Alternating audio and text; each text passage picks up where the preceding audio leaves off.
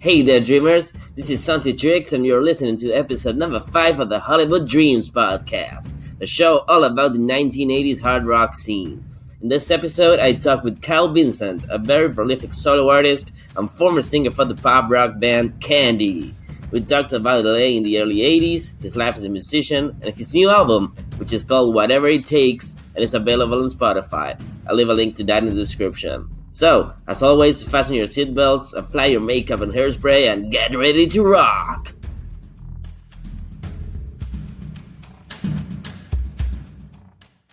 Hey, Kyle, what's up, man? I'm doing great. How are you, Santi? It's nice to meet you telephonically. Yeah, it's nice meeting you too. So, welcome to the show.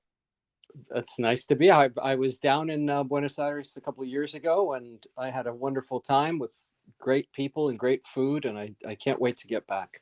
So maybe we can meet when I get down there. Oh man, I would love to have you here, show you around, take you to some great restaurants. You'll love it.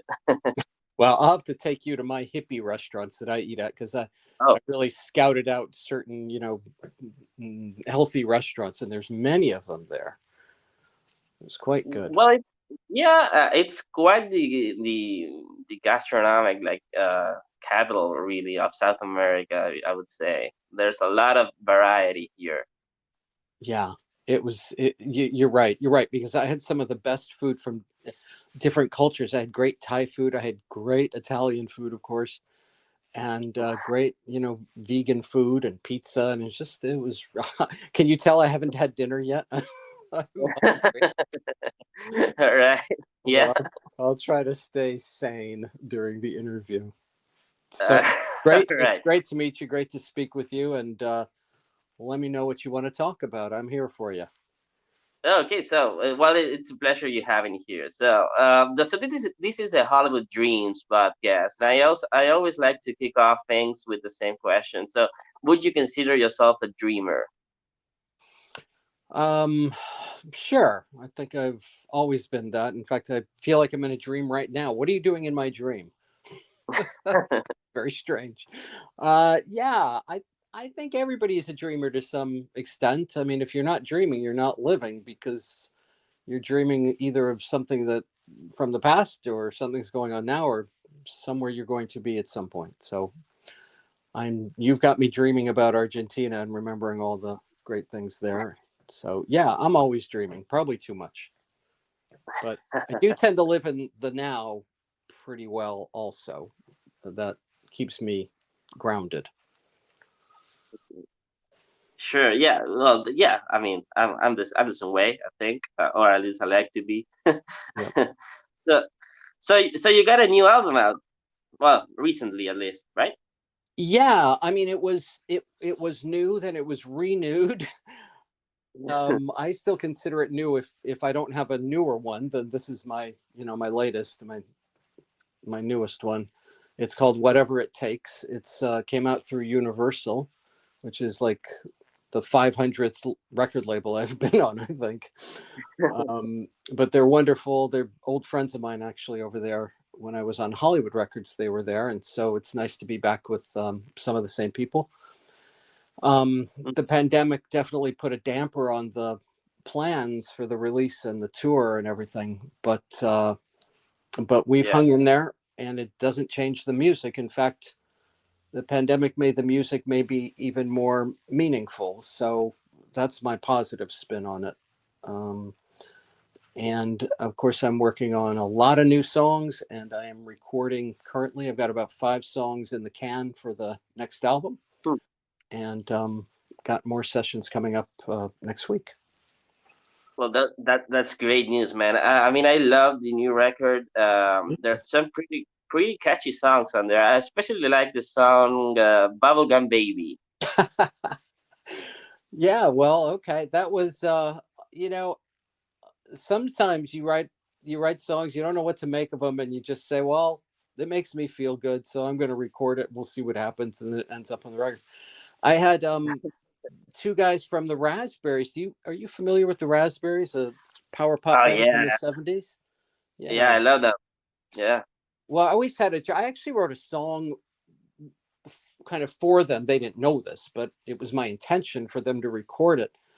A few years ago, when they were getting back together, I wrote a song for them called "The Ghost of Rock and Roll," and I thought it was so right up their alley.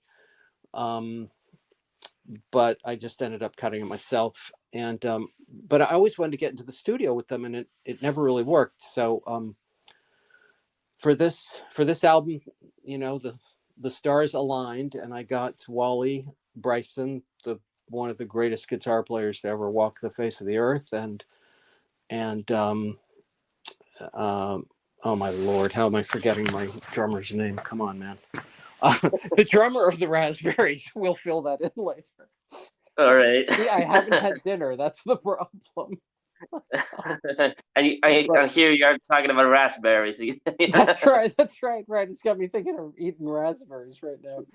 Um, but anyway, we had a Jim. I keep thinking Dave for some reason. That's what was throwing me off. But of course, Jim Bonfanti, and he's gonna kill me. He's gonna kill me. But well, I can cut that out. Don't worry. that's all right. Whatever. It's funny. But anyway, Jim played and Wally played, and I videotaped a lot of it, and I got some killer footage of all of us in the studio. It was just wonderful. So they played on Bubblegum Baby. That's one of my good memories about that song. I tried to get Eric because I had this spot. I saved a spot for Eric Carmen to sing on the song. Yeah. I tried so hard, and it just at the end of the day, he said no. But thought he was going to, and it didn't happen. But maybe someday. Well, it certainly has that 70s feel. Now that you mentioned that the raspberries played on it, it makes total sense because it has that sound, and it actually reminded me of your early music, like the Candy stuff. Yeah, it was kind of a throwback to that. I mean, when that band Candy, when we all got together, that's kind of what we were. We were really light pop, really, really light pop. We'd wear like, tight white or red pants and, tight little t-shirts with hearts on them and white capizios. We were really, really wimpy pop and proud of it. And the contrast really worked because we'd play all these clubs in Hollywood, right at the time that all the soon to be famous bands were playing. We were sharing bills with all of them, just about, and yet and stealing their fans or borrowing their fans, let's say. And because people had nothing to do, so they went out every night, and the clubs were packed every night. I'm telling you, Wednesday at 6 p.m. the clubs were full, and so here we were, this really kind of, wimpy is a mean term. We were just a light pop band, I would call it, or just a regular pop band, and but we didn't really rock. We popped, and mostly because it was my voice, and I could only rock so much. But you could only do what you could do. I wish I could sing. I wish I could scream like some of those great rockers, but I just don't have those pipes. I have a different kind of voice, and well, I mean, you definitely had an edge. I mean, you say it's pop music, but it had like a rocky rock and roll edge to it. I think, kind of like the Romantics, maybe. I think so, Santi. I think, but we added that at the beginning.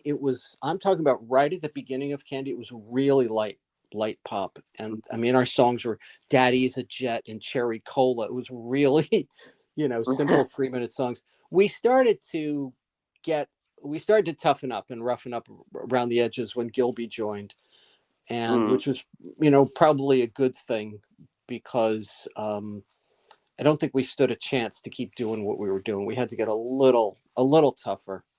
So we did that. And so you're right. It did. We got a little bit of an edge, and I think it probably worked a little better with the public at that point. So before we dive into the whole Candy and your solo career stuff, I want to go way back first. To where you were just like an aspiring artist. What made you want to be a musician? Um, you know, I'm not sure any musician. I guess a lot of musicians say, "Oh, it's when they saw the Beatles on TV or something." Well, that that I can't say that. Um, to me, it was just kind of. I'd say two or three things were in my blood from day one, and I don't know why or how. And that would be nature and animals and music. And those are things that have just always been an important part of me. Um, like, I don't know why, they just were. And I felt from the earliest time, I felt like I could sing. I'd sing with the radio and I'd hear other people sing through radio, but with me, it felt different. It, for some reason, in my head, I thought I was actually singing like, whoever was on the radio. I was singing like Donny Osmond or Rod Stewart or whomever I was listening to. Yeah. And I certainly had no intentions of doing what I'm doing this many years on. The thing that started it was I started playing saxophone in elementary school. They, they had one day they made an announcement in the school. If you want to play a musical instrument, go down to the auditorium and grab an instrument. So we ran down the hall, and I wanted a trombone because I thought it was a really cool. I think I'd seen it like on a cartoon or something. So I thought trombone would be the good instrument. Well, they were all taken. So there was a saxophone. And I grabbed that. I'm like, well, this is kind of a cool looking thing. And that was that. I remember like it was yesterday, the smell and the feel of it. It was so exciting and new. Like, what is this? And I was very lucky because in the school I went to, they were just starting an experimental jazz program. And I was 8 years old. And they were going to teach us how to read music and then improvise, which was unheard of. This was the first of its program probably in the entire world. It's actually quite famous because so many subsequently successful musicians graduated from that program, went on to major careers. And Wow. in jazz, I went to pop, but anyway, so I was heavily trained from a young age, and they made it so fun that it's almost like they were sneaking in the training, the music training. Like, oh, okay, I'll learn all these notes and rests and scales and, key signatures and ritardandos and all these words. I'll learn all that because I know after that I get to improvise and stand up and just, blow my horn. And they made it really fun. And so that's what really started it. And saxophone actually kind of uses the same muscles and trains your vocal cords.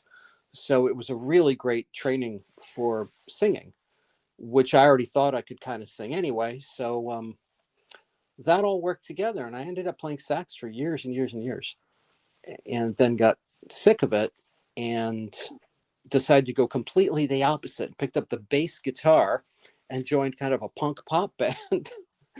So I'd be going all day long on my bass. Oh, And wow. as an anecdote, I took bass lessons from none other than Joe Satriani. He was Oh, really? yeah, and he lived in Berkeley, and he taught at this little guitar shop, a little like guitar repair shop. And we knew he was a superstar, but the world didn't know it yet. This is before that. And so I was just a teenager taking my bass lessons from who's to become certainly one of the all-time most famous guitar players. It was pretty cool.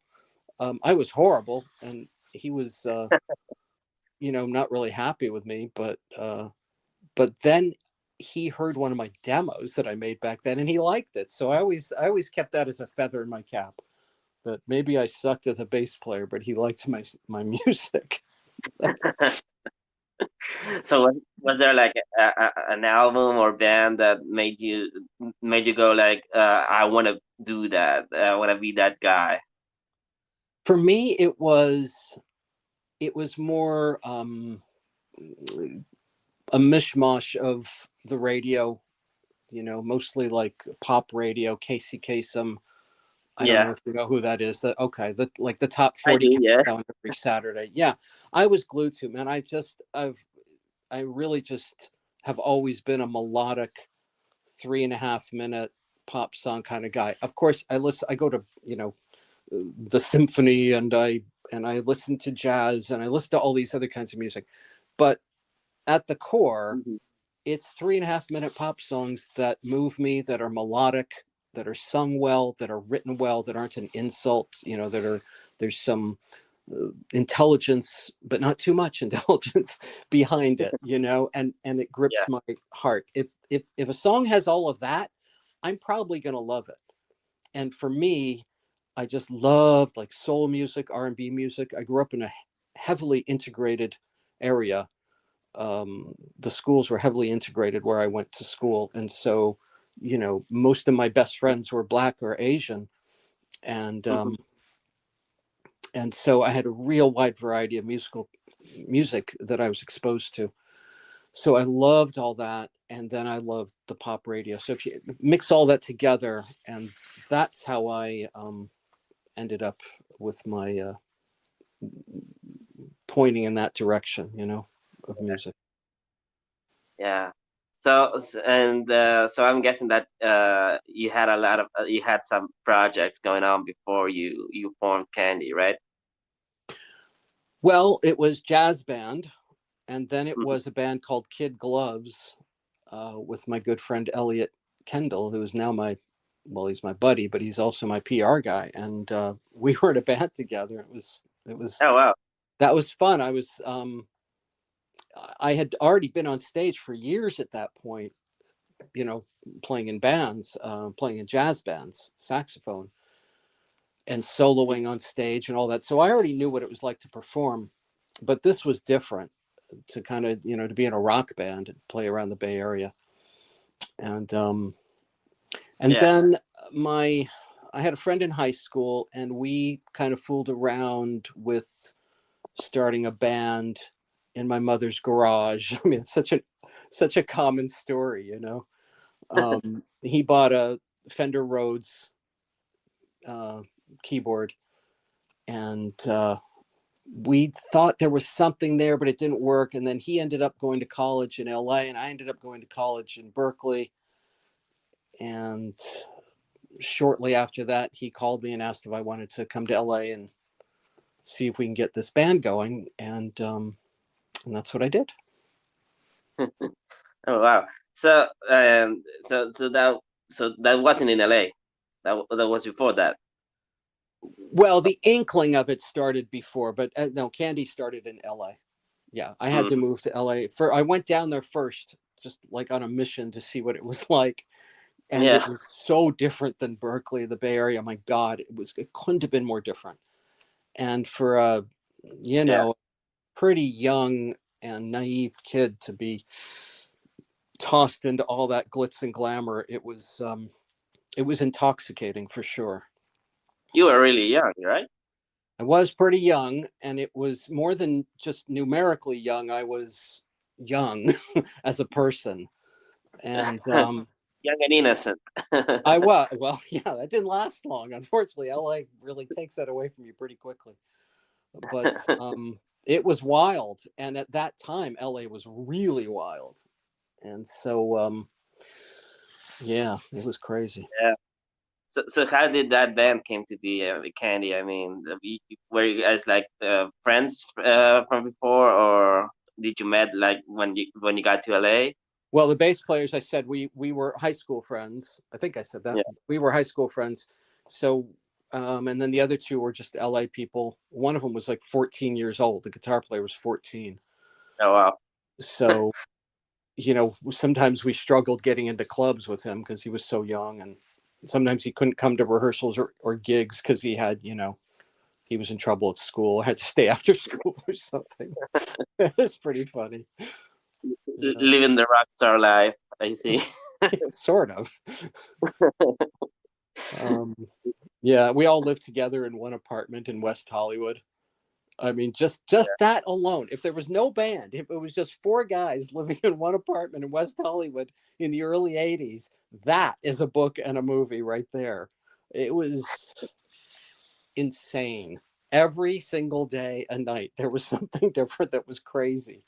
And I just kind of sat there with my cat that I brought from my home in Berkeley, and I just kind of watched it all and thought, what the hell have I got myself into? But it was So, fun. I'm not going to deny it. I mean, it was fun and it was exciting for a while, for sure. so was there like a club that you like to play the most, or?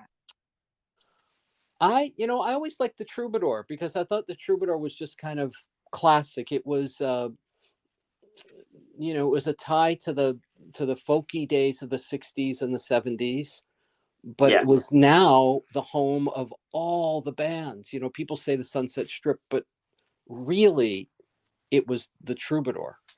Yes, we would go to the Sunset Strip, to the Rainbow, to the Roxy, and hand out flyers and things like that. But the Troubadour was kind of ground zero for all those bands getting their record deals. I mean, Santi, I would go to the Troubadour, I'd say 90% of the nights, just about every night, because we lived 2 blocks away, 3 blocks away. I would just walk down there every night. I would sit there and I'd watch 5, 6 bands every night. It was incredible. I saw, Wasp's first show. I saw Poison before. Wow. I mean, like there was just like 3 people in the audience, and I'm one of them. And I'm like, yeah, I don't know about these guys. So, but they turned it around. But I saw all those bands. I saw the Crew at the Troubadour. It was awesome. Yeah, well, I mean, you guys were part of the building ground, so the foundation to what then came to be the famous quote unquote Sunset Strip scene, right?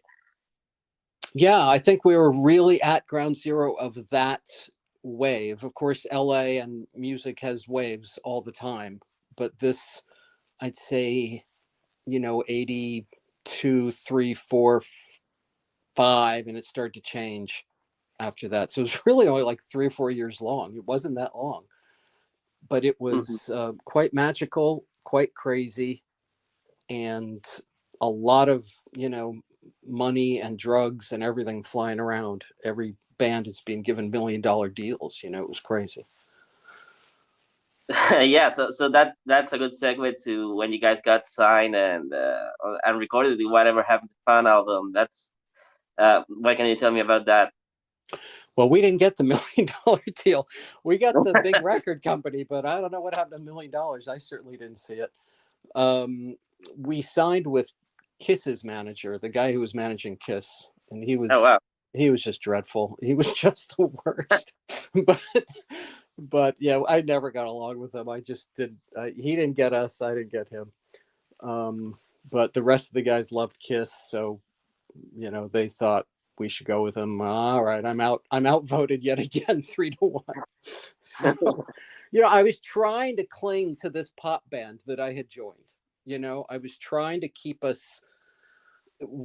Our intention was to be the Beatles, the Bay City Rollers, the Raspberries. That's what the thing was, and it's okay that the times change. That's, of course, that has to happen.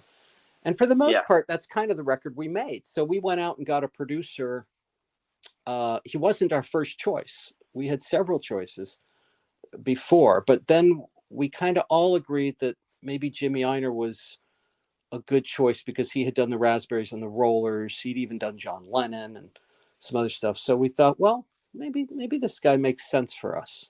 And so we flew to, we got signed to Mercury Polygram. We flew to, I think, number one mistake is they flew us to Florida to record the album, which took us out of the element of LA.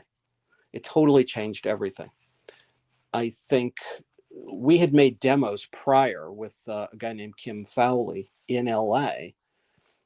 And to me, those demos had more heart and soul than the album did, because we were really in our element. At the end of the recording, you go home to your Hollywood world and you're experiencing all that life, and all that life goes into the music. But instead, I think the producer wanted to be in the sunshine in the middle of winter. So they flew us all to Florida, and everything changed. Like, wait, what? Where are we? I mean, it was so different. And I think that threw things off a little. This is me analyzing it a million years later, and I could be completely wrong, but I think some of that made the album to me, a little less dynamic and kind of soulful as it could have been. But who knows? It was fine. I mean, I'm a huge fan of that record. I think it's quite catchy, quite poppy, of course, in your style. Uh, well, the title track is great. It's a great song, but you also have like slower songs, which I also like. What was there ever a music video for the album? Yeah, there was a video for Whatever Happened to Fun for the title track. Don't get me wrong. I think it was a good album, and I'm really happy that people liked it. I thought at the end of the day, like if I listen to it, which I don't do too often, but when I do, I'm like, hey, you know what? That was pretty good. That was pretty good. We did a pretty good job. I just think it might have been even more. It could have been Yeah. a little better. And but I don't know how many people actually have heard that record in the scheme of things, like how many people in the world have actually heard of it. But I'm always surprised. I'm always surprised at how many really have. I don't know where all those people were back then, but it's kind of cool that it's kind of a neat feeling to know that your music touched somebody so long ago. It's kind of neat, because I always thought we were just kids just goofing off. We didn't really take it so seriously. Yeah, well, there's no way to foreshadow what's gonna happen, right? Right. You have no idea. And also, as time moves on, you totally look at things a little differently. Yeah, and they may not be accurate the way you look back at things. You may be, painting a little bit of a different, coloring it a little just from your experiences over the years, and it may not be true at all, So Yeah, you got yeah, to, absolutely. when it's so many years on, I think you have to kind of be a little careful at over analyzing something. Yeah, absolutely. As I've just overanalyzed it for 20 minutes. Well, I believe scientifically, if we add up these LA versus Florida, the end of the day, we were supposed to be a fun band, and we were a fun band, and we made a fun album, and people had fun with it. And so we accomplished what our goal was. Absolutely. So I was just remembering when I was preparing for this interview, I saw this video on YouTube from some presentation that you guys made on a show called Video 22. Oh my God. Wait. Oh my God. Wait, was that which embarrassing video was that? Was that the one in Spanish, or was that the one? No, no, it's in English. Okay, we're wearing hats, I think. Like Gilby's wearing a Yeah, hat. We're sitting around. Yeah, that was fun. you, yeah. And then if you see that, you realize you were just like a bunch of kids, really. Yeah, we really were. And I'm telling you, it's not just like the ages. It was just, we were just inside. We were really kids. We were super young, just in everything, you know? But that part of it was really fun. It really, it's really interesting to be in a band, because you take on four lives, you know? Yeah. And especially when you live together. My God, there was nothing we didn't know about each other. You can't hide. There's only two bedrooms in this little apartment. And so yeah, that was So it was that part was really fun. I loved going on tour to support that. Around that time of that video was really fun. Oh, I was just gonna ask you about that. If there were any tours to support the album, and Yeah, we went on tour with Rick Springfield and with Corey Hart. Two separate tours. Yeah. all right, Yeah. cool. It was very cool. The very first night of the Rick Springfield tour, we had been called at the last minute. I was at my job at a TV production company, and they called and said that Till Tuesday had to cancel for one reason or another. The band Till Tuesday, Amy Man. And Yeah. so Could we be in Cedar Rapids, Iowa the next night? And I said, yep. I had no idea what I was talking about. I'm like, yep, no problem.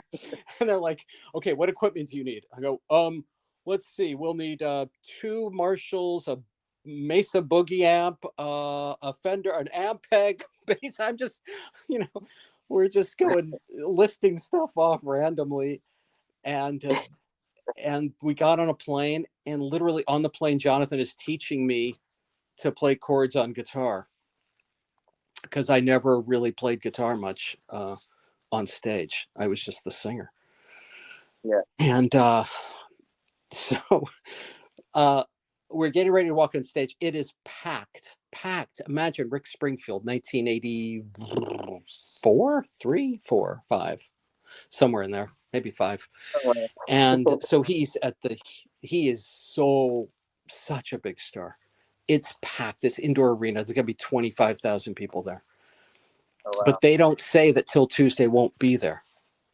So the guy comes out and he says, ladies and gentlemen, till Tuesday can't be here tonight. From LA, Candy. Just like that. Boo, boo, boo. And we go on stage. Now we're kind of cute boys. And so the boos start to kind of change. The guys keep booing, but the girls have now changed. And they're like, oh, wait a second. It's 4 Rick Springfields. And so I start to sing the opening notes of Weekend Boy. In his eyes, see the flashlight, whack.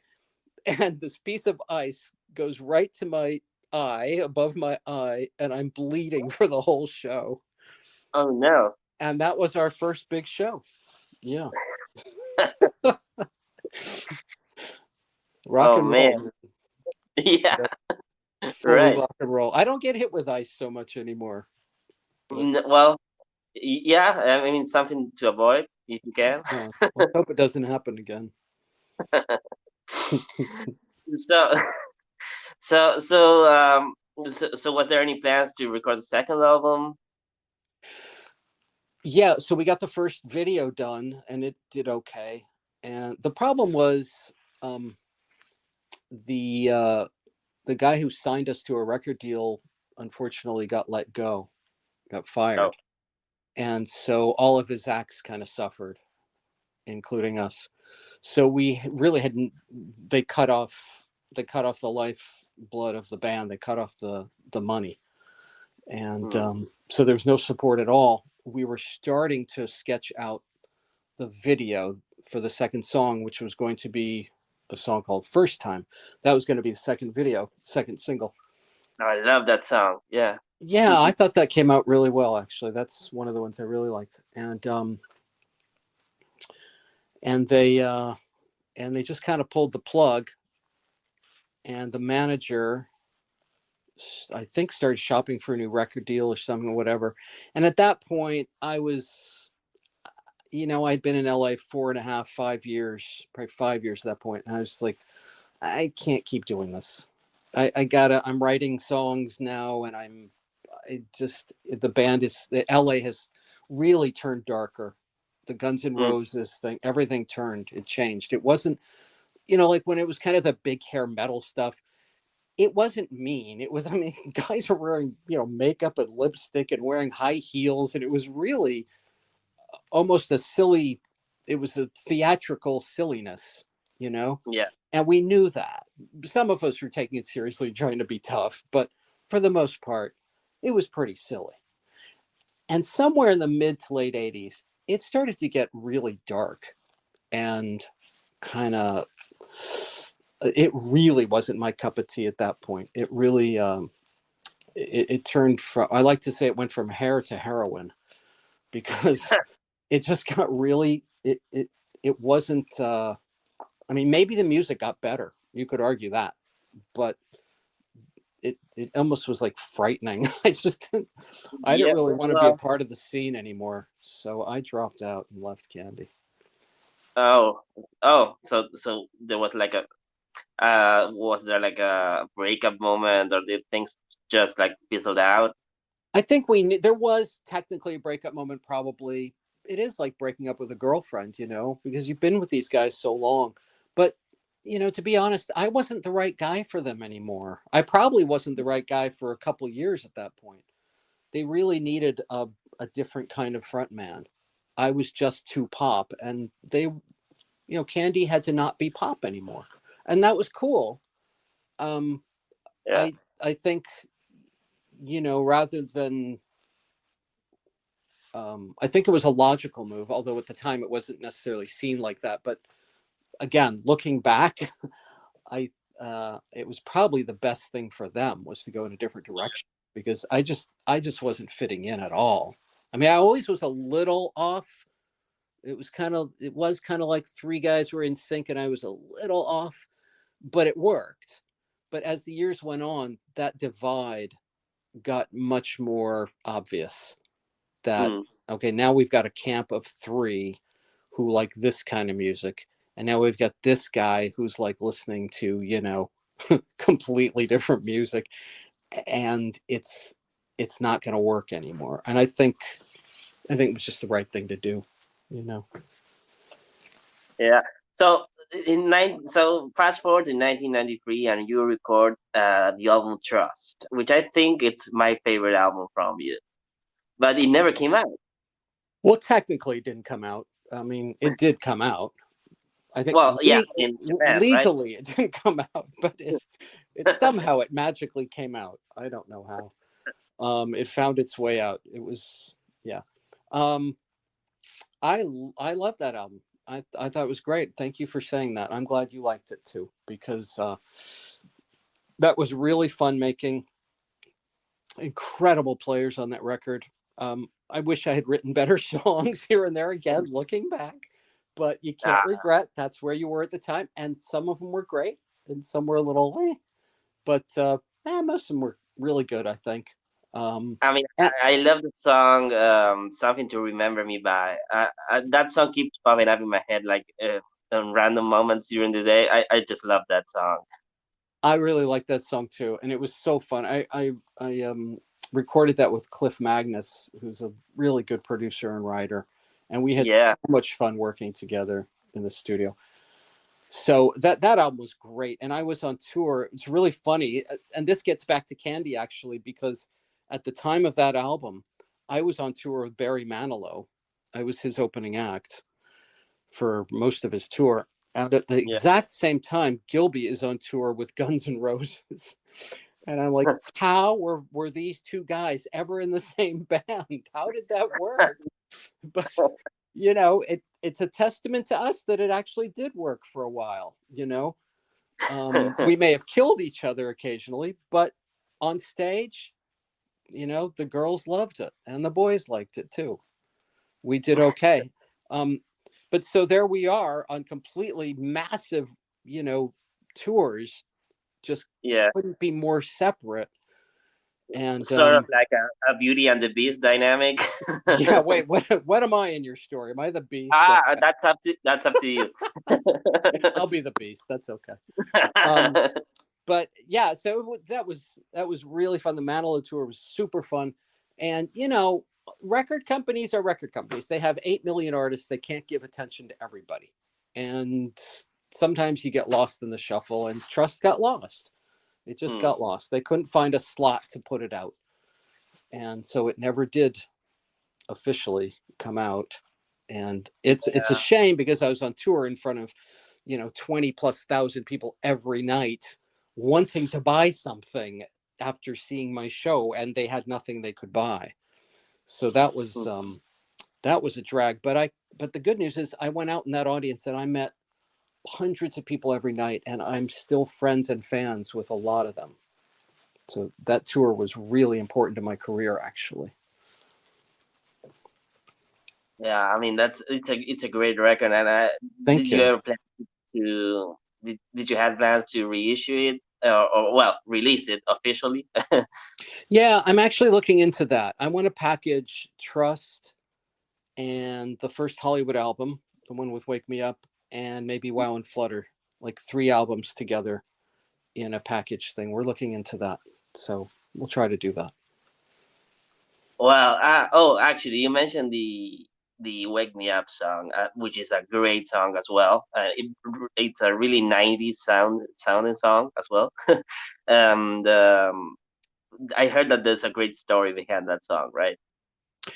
I think there's a couple of stories behind it. Maybe you're talking about the way it was written. I'm not sure. Maybe. Yeah. Yeah, it was. Well, I had lost my MCA deal. Trust came out on MCA. Well, didn't come out, but I was signed to MCA. And I always say, like, you're always on one part of the wheel in this entertainment business, maybe in every business. And you're either kind of up, or you're falling down, or you're coming back up again, or you're all the way down, or something. So I was kind of all the way down, because it was, I don't know, a year or so after I'd lost the MCA deal. I'm like, oh, nobody's returning my calls. Nobody likes me. Ah. And I'm driving in Hollywood, which is depressing enough. And all of a sudden I started to think of this idea of, like, today, nobody called me, nobody, blah, blah, blah. I wrote all these negative things. And I had this really cool melody and kind of a pop beat. I didn't have a cell phone. I didn't have a recording thing with me. So I pulled into the Shell gas station on La Brea and something or other. And I called my home answering machine, which I did a lot. And I sang this song into it. And I know I have that tape somewhere. I've got to find it. And then I called up a friend of mine. I thought, I need to co-write this. And I had just met this guy, Parthenon Huxley. He had produced this guy named E from the Eels. He had produced his first record, and I loved that record so much. One of my favorite albums. And so I had just met him, and I said, hey, I got an idea. So I went over to his house, and we wrote it in one setting. He did a critical lyrical change on the song that made it a dream. And that's when it took off. And we went to his basement, and I grabbed a bass, I think, and he grabbed a guitar, and we just hashed it out. And we looked at each other and said, we got another good one. Yep. Oh man. So the song really started to get some airplay. The song did great. It was pretty much unstoppable when it first came out. It really did well. It was perfect timing. It came out about now, 25 years ago. In fact, it was released on the album was released on Earth Day. The song came out maybe a month prior, but it did really well, especially in the Midwest. And we were on endless touring in support of that record. And it did pretty well. So we hello, is anybody there? Check 1 2. Check. What? Sorry. Where you just thought I put you to sleep. That would no. No, we were doing like it was summer, so we were doing a lot of summer festivals with like 20 acts, like Richard Marx and Night Ranger and me and Duncan Sheik and Drunken Freak and all these different people around the bill. Drunken Freak,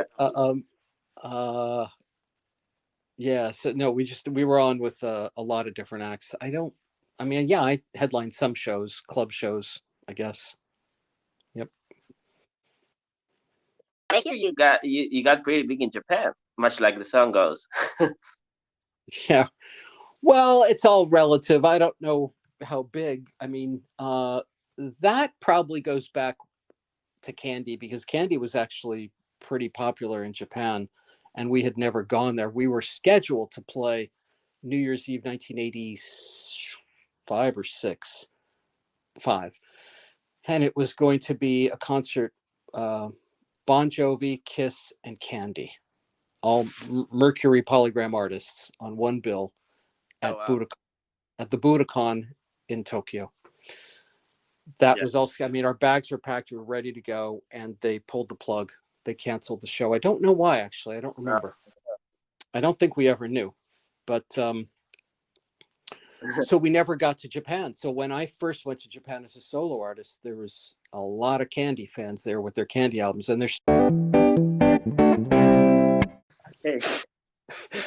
Um, where did we leave? Where did we leave you? Yeah, so you were talking about the Budokan show that never came to be. Yeah, so they canceled it. I don't know why. But because of that, there were all these Japanese candy fans that were left without ever seeing us. So when I went back for my first tour there in like 2006 or something, there were Mm. all these candy fans with their albums and everything. And every time I go there now, um, there are a bunch of those people with their Yeah. candy junk, and I've got new fans from all the touring. I tour there usually 2 times a year, except for the last couple of years, of course. But I'll be going back as soon as possible. As soon as they open up, I'm on a plane. so Yeah. so so was there any talk of a Candy reunion show maybe over the years, or is that something that's out of the picture? There was, I mean, we did one kind of at a club in LA once a few years ago, a billion years ago. Um, I don't know. I mean, I don't see any reason why there couldn't be one. Everybody's alive and healthy. Seems like we could, but I don't know. If Mm. somebody, I talked with a promoter in Japan about it once. Um, Seems to me that would be the smartest place, one of the smartest places to do it. Uh, so we'll see. I don't know. I'm kind of busy with other stuff, but if certainly if something like that came up, I think that would be fun. Yeah. So did you play with Gilby after the Candy broke up, or Yeah, what? we've he's played on my records. I've played on his records over the years. Yeah, and I played with let me see, The Loveless. I sang on one or two of their tracks years ago. Oh, actually, yeah, I was gonna ask you about that record because it sounds a lot like your music. So I always thought that there should be a link there. Yeah, you know what? I kind of agree with you. I almost think that album was where Candy might have been in the 90s. I Hmm. agree with you. And I really liked that record a lot. I think it was really strong. I thought the singer Shane was excellent. All the players were great. I like that band. Yeah, it's a great album. Yeah, really hard to find though, sadly, but great record. Mm. Yeah. So what's in the so you we already touched on this here and there, but what's in the future for Kyle Vincent? Well, dinner, and then after that, I try not to look too far ahead. I don't know when this airs. I have a show in Rhode Island on May 14th. Um, and Okay. then we're starting to book some shows in Europe in the summer, hopefully. I've got one in Italy. We're looking at a possible gig in Spain and some other things. And definitely back to Japan and the Philippines, where I have some good friends down there. Hmm. Um, and we'll try to get down to Argentina and Brazil. Oh yeah, Brazil for sure. I'm already talking to them. They're pretty much just waiting for me to say when, and it'd be Well, nice I'll to hop I from will. Brazil to you down there. Well, I'll be looking forward to that and the Trust reissue as well. I'll get to Um, work on that. You planted a bug in my head, so I'll see what I can do with that. Yeah. great, man. Great. So we're kind of running out of time. But I always like to close the episodes with a top three favorite albums. So Top what would you say are yours? top three favorite albums. Top three. Does anybody actually just do three? Do they Well, cheat it's hard. sometimes? They yeah, you can say five or a top 10. No, What? no, God, no. I'll do three and maybe four. Okay, I'll do four. How about that? Let's see. Oh yeah, All right. that works. Now, I'm thinking you'll agree with one of them out of my top four. So I apologize in advance, but these albums really I like to go with albums and music that had an impact and continue to have an impact on me from beginning to end. Like every song, I think without fail on these albums has affected me. which is hard to say with most albums. I think there's usually duds, but I don't really hear many duds on any of these albums. So we'll go with Back to Front by Gilbert O'Sullivan. This is not in order. This is not in order. This is just Okay. these four men. Back to Front by Gilbert O'Sullivan. Big fan. Spirits Having Flown by the Bee Gees. Oh, great album. Rubber Soul by the Beatles. Oh man, yeah. It's weird when I hear that song. I get very sad, but also, I don't know. I think I have to go into Rubber Soul therapy or something. There's something about the sound of that album that immediately makes me sad, but I torture myself and listen to it anyway. And the fourth one is an album called Even Now by my good buddy Barry Manilow. It's a very strong collection of songs. Just oh well, I mean, my listeners might not agree with me, but I love Barry Manilow. I think he's a great performer. Well, again, I could listen to Barry Manilow and then I can listen to Van Halen with David Lee Roth and be equally happy. So, it's about how it touches you. And we can't really control that because there's so many forces to go into what causes a certain song or a chord change to touch you. We have no control over that, So I don't look at the persona and like, oh, the big sparkly Las Vegas. I don't look at that, man. I look at how the music touches me. That's all that matters to me. I don't care about their life or their what they wear or nothing matters. Just the music. That's it. And great music. Absolutely, and I agree with that sentiment. I'm also I have a wide range of stuff that I hear. I don't like to be. I don't like to hear only one style of music. I'm all over the place, and I think that variety is it's the key when listening to music. Yeah. I throw in album 5 actually. There's one more. Now that I'm just thinking it, Ben by Michael Jackson.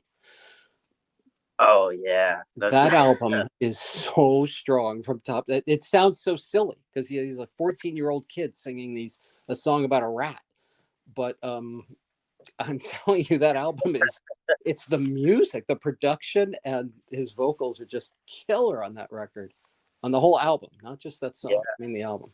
Anyway, there's your 5 albums. Those are my desert islands. If I have those 5 on an island, I'm a happy guy. Just give me some watermelon and those albums. That's awesome, man. Okay, Kyle, so thanks a lot for being on the show. I mean, it's been a pleasure talking with you. I could talk with you for hours, but sadly we can't. That's true. We're up against the news, okay, as they say. Santi, thank you. It was really great, and we'll see you down there in Argentina as soon as possible. Looking forward to that, man. Okay, me too. You take care. All right, thanks, man. Bye. Bye.